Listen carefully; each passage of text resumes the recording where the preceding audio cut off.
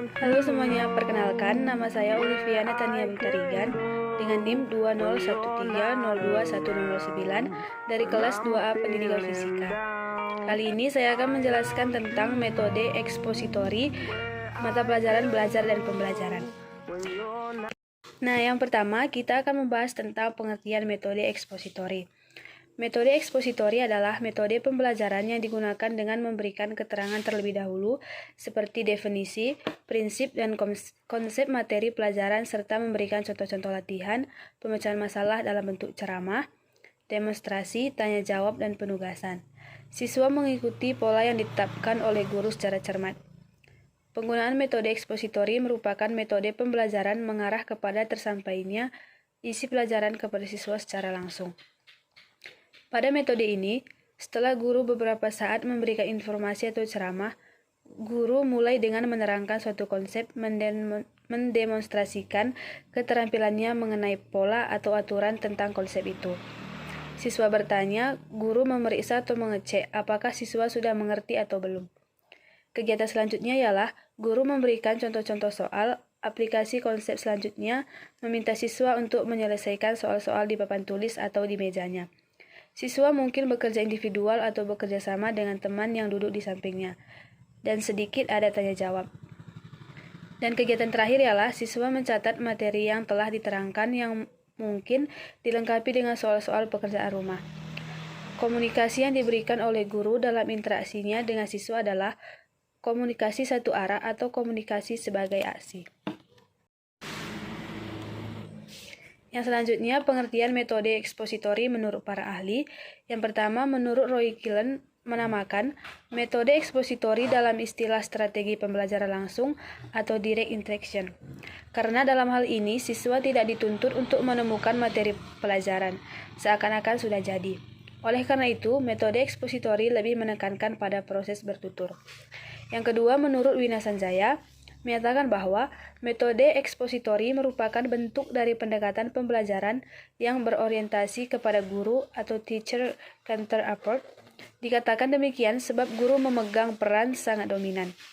Melalui metode ini, guru menyampaikan materi pembelajaran secara terstruktur dengan harapan materi pelajaran yang disampaikan itu dapat dikuasai siswa dengan baik. Fokus utama metode ini adalah kemampuan akademik siswa.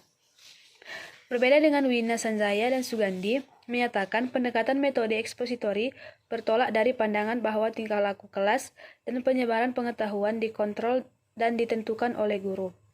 Hakikat mengajar menurut pandangan ini adalah menyampaikan ilmu pengetahuan kepada siswa. Siswa dipandang sebagai objek yang menerima apa yang diberikan oleh guru.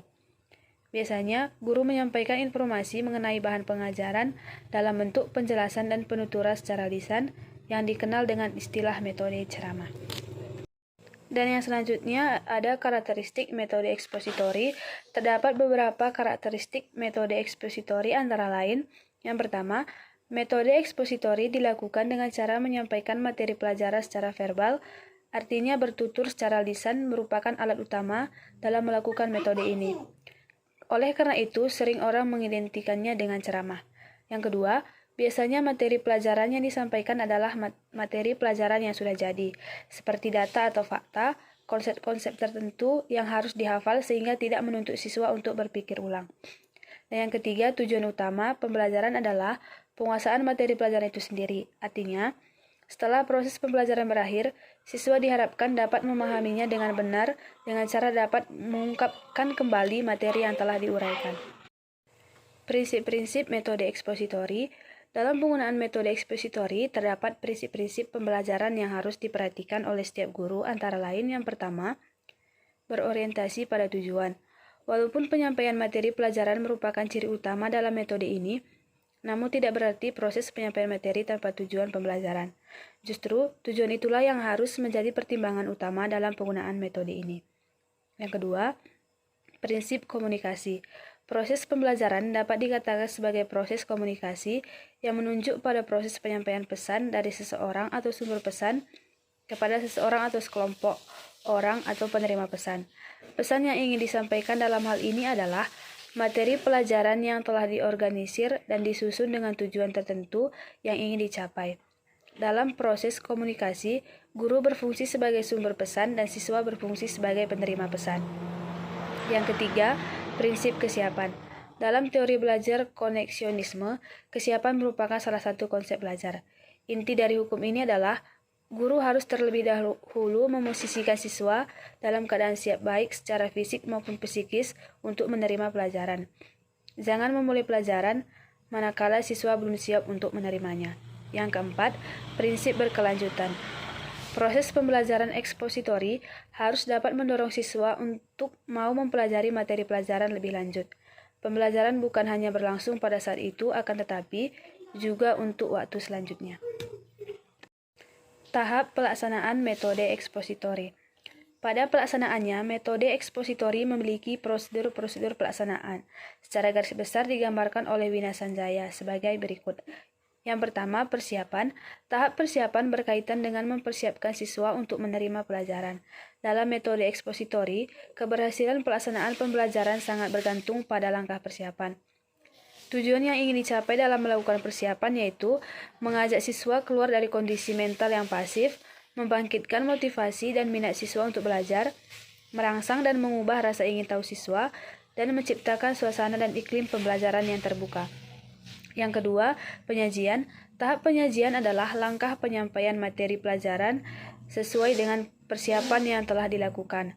Hal yang harus diperhatikan oleh guru adalah bagaimana materi pelajaran dapat dengan mudah ditangkap dan dipahami oleh siswa. Oleh sebab itu, ada beberapa hal yang harus diperhatikan dalam pelaksanaan langkah ini, diantaranya penggunaan bahasa, intonasi suara, menjaga kontak mata dengan siswa, serta menggunakan kemampuan guru untuk menjaga agar suasana kelas tetap hidup dan menyenangkan. Yang ketiga, korelasi.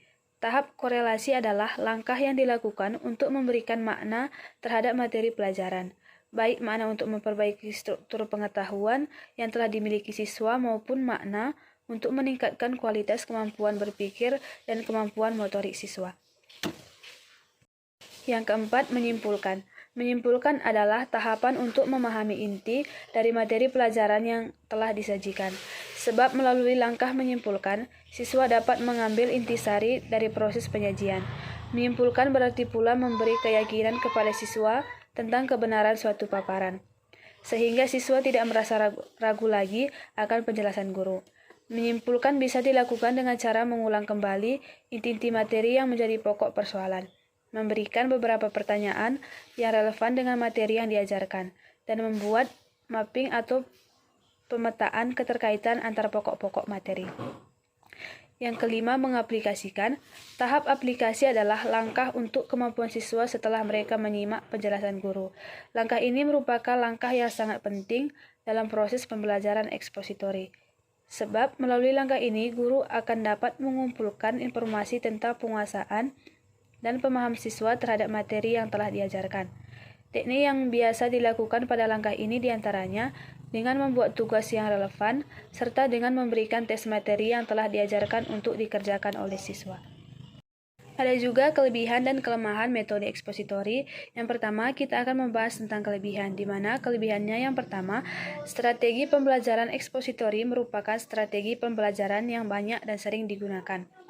Hal ini disebabkan oleh strategi ini memiliki beberapa keunggulan, di antaranya dengan strategi pembelajaran ekspositori, guru bisa mengontrol urutan dan keluasan materi pembelajaran. Ia dapat mengetahui sampai sejauh mana siswa menguasai bahan pelajaran yang disampaikan. Strategi pembelajaran ekspositori dianggap sangat efektif apabila materi pelajaran yang harus dikuasai siswa cukup luas. Sementara itu, waktu yang dimiliki untuk belajar terbatas. Melalui strategi pembelajaran ekspositori, selain siswa dapat mendengar melalui penuturan atau kuliah tentang suatu materi pelajaran, juga sekaligus siswa bisa melihat atau mengobservasi melalui pelaksanaan demonstrasi. Yang terakhir, keuntungan lain adalah strategi pembelajaran ini bisa digunakan untuk jumlah siswa dan ukuran kelas yang besar. Di samping memiliki kelebihan, strategi ekspositori juga memiliki kelemahan, di antaranya strategi pembelajaran ini hanya mungkin dapat dilakukan terhadap siswa yang memiliki kemampuan mendengar dan menyimak secara baik.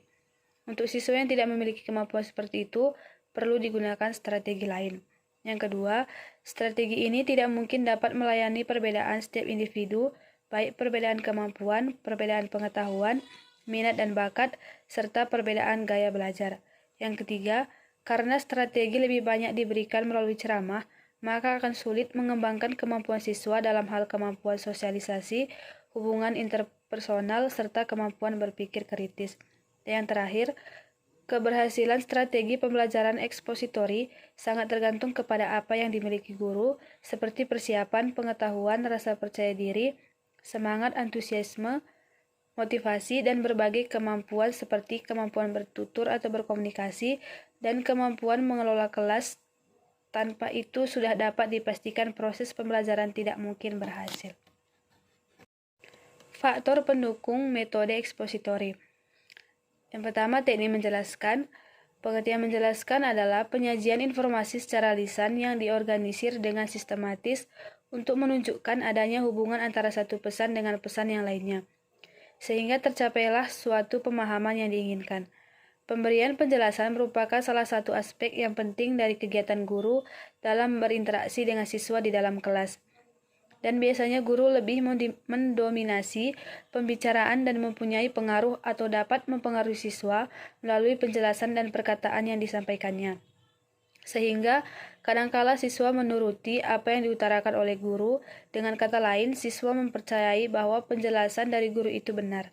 Misalnya dalam memberikan fakta, ide, atau pendapat. Oleh karena itu, penjelasan guru haruslah tidak rancu, di mana bisa mengakibatkan salah pengertian bagi siswa. Ada juga tujuan memberikan penjelasan. Yang pertama, membimbing siswa untuk dapat memahami ilmu pengetahuan secara objektif dan bernalar. Yang kedua, melatih siswa untuk senantiasa berkonsentrasi dalam menyimak penjelasan guru sehingga melibatkan mereka untuk berpikir sambil memecahkan masalah-masalah atau pertanyaan. Yang ketiga, untuk mendapat respon dan timbal balik siswa mengenai tingkat pemahamannya, serta untuk mengatasi kesalahpahaman mereka. Dan terakhir, membimbing siswa untuk menghayati dan mendapat proses penalaran dengan menggunakan bukti-bukti dalam pemecahan masalah tersebut. Perlu adanya keterampilan menjelaskan dikuasai oleh guru.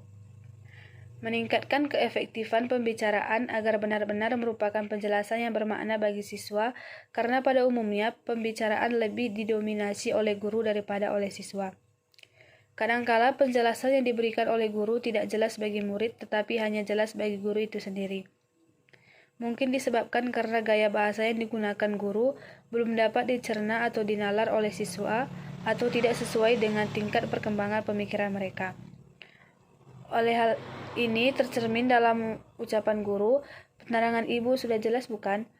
Oleh karena ini, kemampuan guru dalam mengenal atau menganalisa tingkat pemahaman siswa sangat dibutuhkan dan sangat penting dalam proses memberikan penjelasan. Tidak semua siswa dapat menggali atau memahami sendiri pengetahuan dari buku atau sumber lainnya.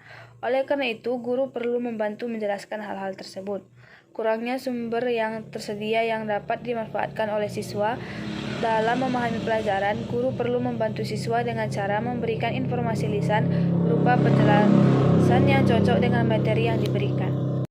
Macam-macam teknik menjelaskan. Yang pertama, bertanya. Guru biasanya memulai pelajaran dengan mengajukan pertanyaan. Pertanyaan ini sesuai dengan bahan atau materi yang akan disampaikan kepada siswa. Kadangkala pertanyaan juga dipandang sebagai pertanyaan dengan maksud agar perhatian siswa terpusat pada bahan pelajaran yang akan disampaikan, sehingga siswa akan selalu mengulangi bahan yang telah disampaikan untuk mempersiapkan diri jika suatu saat guru menanyakan dalam kelas. Yang kedua, penjelasan. Tidak sepenuhnya pertanyaan dari guru dapat terjawab oleh siswa. Dengan berbagai teknik bertanya secara tidak langsung, berarti siswa dapat memiliki sebagian bahan pelajaran yang akan diberikan oleh guru di kelas, sehingga guru harus menjelaskan dengan memberikan keterangan secukupnya terhadap sebagian lain pelajaran yang direncanakan. Yang selanjutnya, memberikan contoh.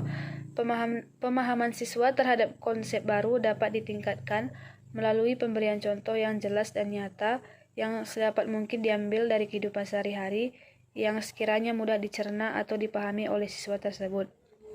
Pemberian contoh yang dikaitkan dengan proses pengambilan kesimpulan, dan dari pengambilan kesimpulan dikembangkan dengan contoh yang lebih dalam, akan memberikan penjelasan yang efektif dan efisien, sehingga memudahkan siswa dalam merangkaikan pikirannya untuk mencapai pemahaman yang mendalam. Komponen-komponen keterampilan menjelaskan. Yang pertama, merencanakan.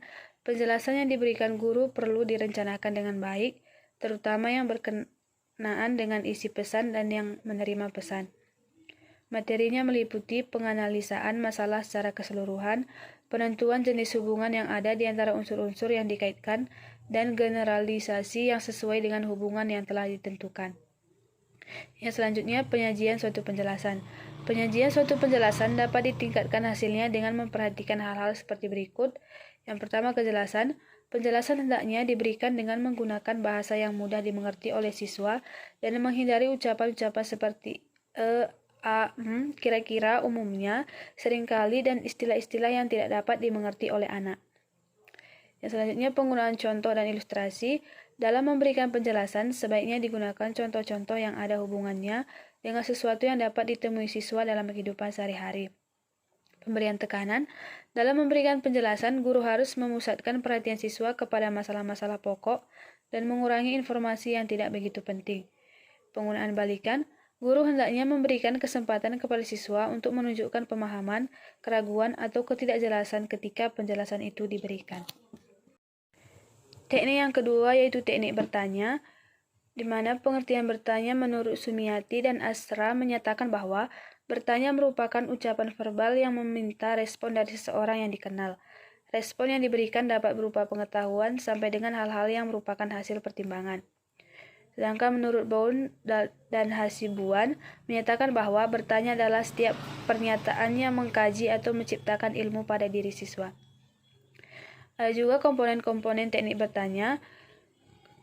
Komponen-komponen teknik bertanya menurut Tournay antara lain, teknik bertanya dasar atau menuntut siswa mengingat kembali informasi yang telah diterimanya.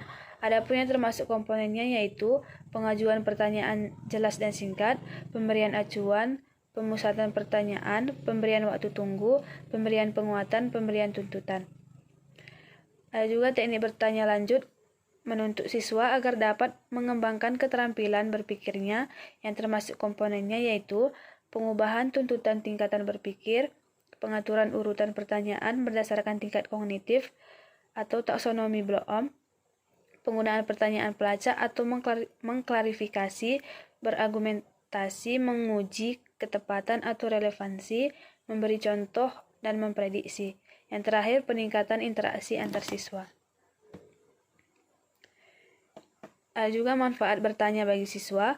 Manfaat tersendiri bagi siswa antara lain, meningkatkan partisipasi siswa dalam kegiatan belajar mengajar, mengembangkan pola dan cara berpikir aktif dari siswa, sebab berpikir itu sendiri sesungguhnya adalah bertanya.